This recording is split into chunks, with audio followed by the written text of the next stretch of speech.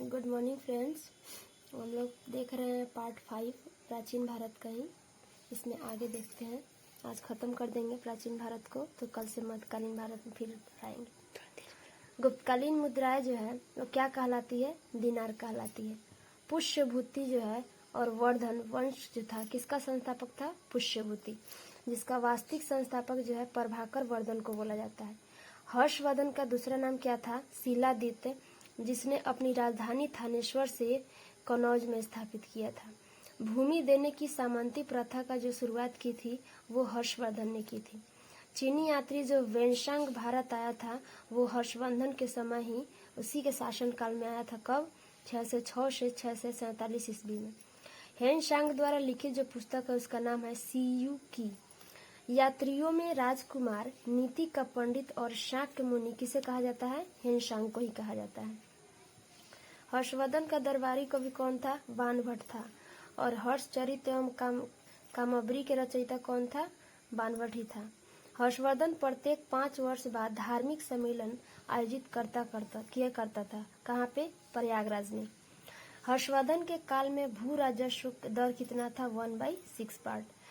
पुलकेशिन द्वितीय ने हर्षवर्धन को 634 ईस्वी में पराजित किया था। कहाँ पे? नर्मदा नदी के तट पे। भारत का अंतिम हिंदू सम्राट कौन है? वो हर्षवर्धन था।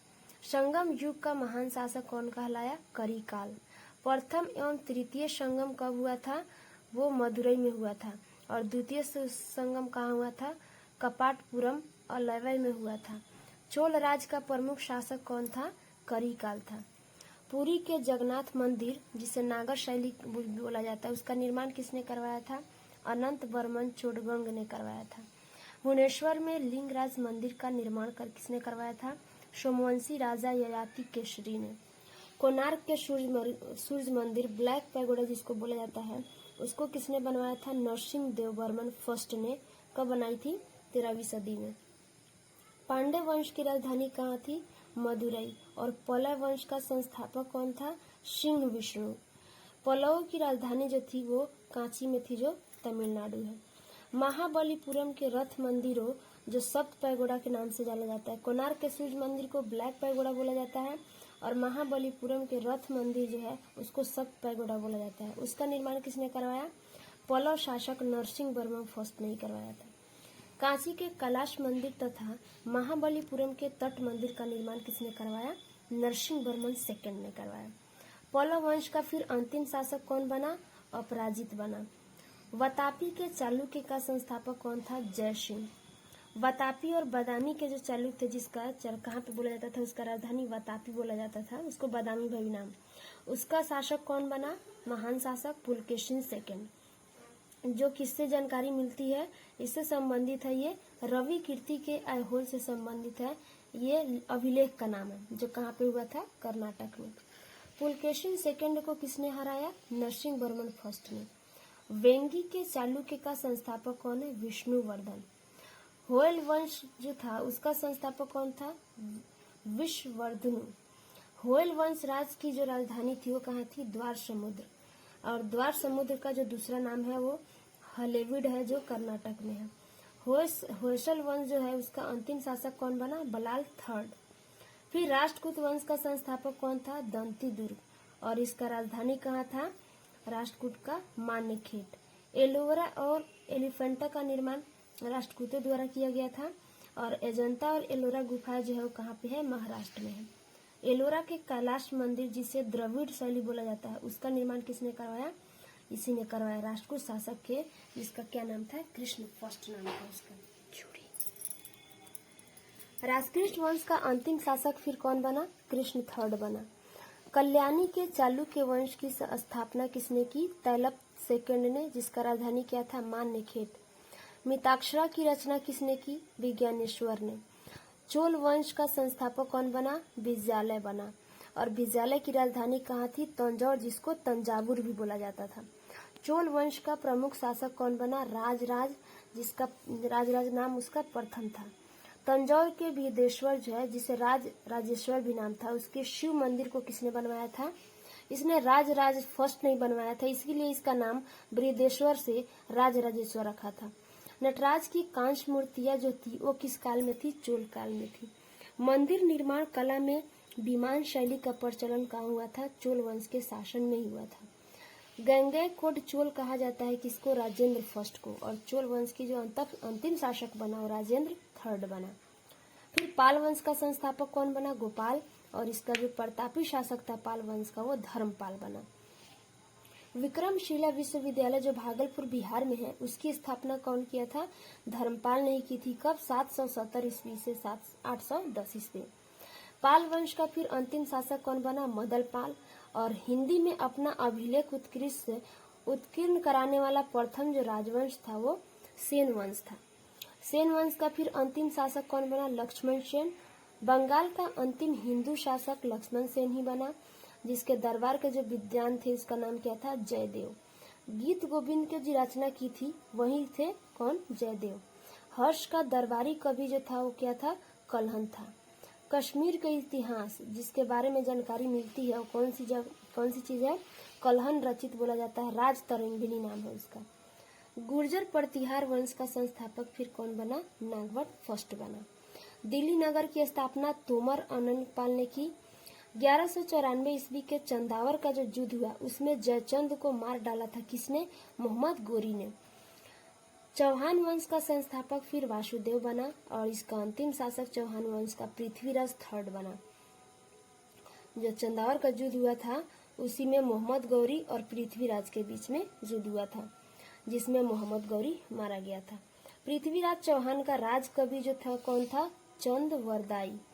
पृथ्वीराज रासो रचना है किसका? चंद वरदाई का ही है। पृथ्वीराज चौहान ने मोहम्मद गौरी को हराया था। कब? 1151 ईस्वी में तराइन के प्रथम युद्ध में। चंदेल वंश का जो संस्थापक था वो कौन था? नन्हुक था। खजुराहो मंदिर का निर्माण किसने किया था? चंदेलों ने किया था।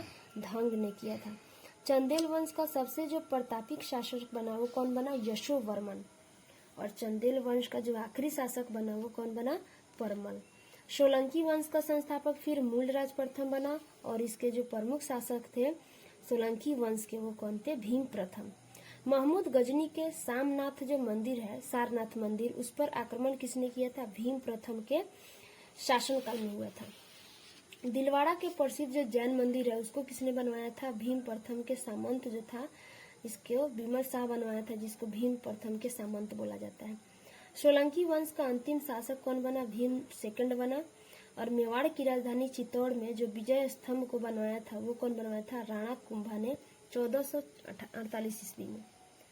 महाराणा सांगा ने इब्राहिम लोदी को पराजित कब किया था? 1518 ईस्वी में खातौली के युद्ध हुआ था। 1518 ईस्वी के समय अरबों ने भारत पर पहला सफल आक्रमण किया था मोहम्मद बिन कासिम के नेतृत्व में। भारत पर आक्रमण करने वाला जो प्रथम मुस्लिम था उसका क्या नाम था? मोहम्मद बिन कासिम। कब किया था? 712 ईस्वी में। और 712 ईस्वी में ही अरबों ने सिंध पर विजय पा ली थी। जाजिया कर का प्रचलन किया गया था मोहम्मद बिन कासिम के समय ही। और मोहम्मद बिन कासिम जो था एक अरबी था।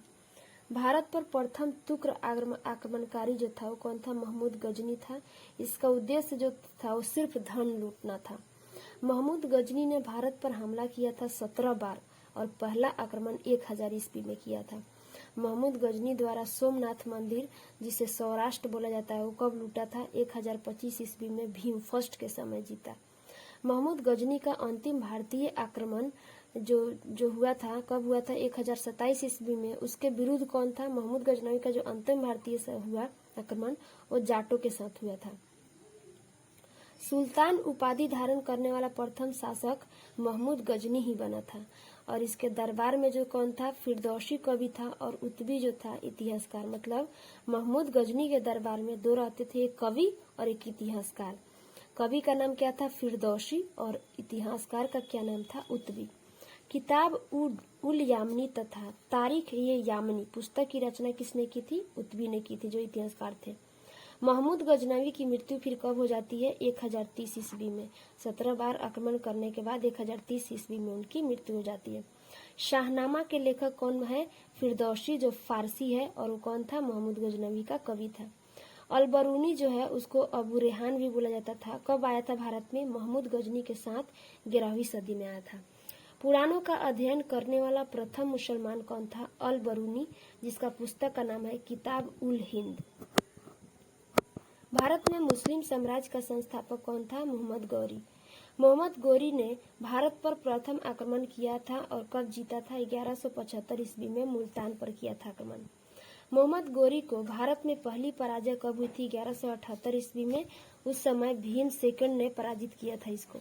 1191 ईस्वी में फिर तराइन के प्रथम युद्ध में पृथ्वीराज चौहान हराया मोहम्मद गौरी को, और फिर 1192 ईस्वी में जब तराइन के द्वितीय युद्ध हुआ तो उसमें मोहम्मद गौरी ने पृथ्वीराज चौहान को हरा दिया।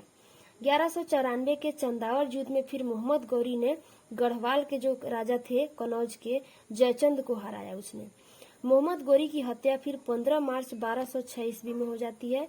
कहाँ पे? खोखर नाकट जाट उपसमूह के लोगों के बीच।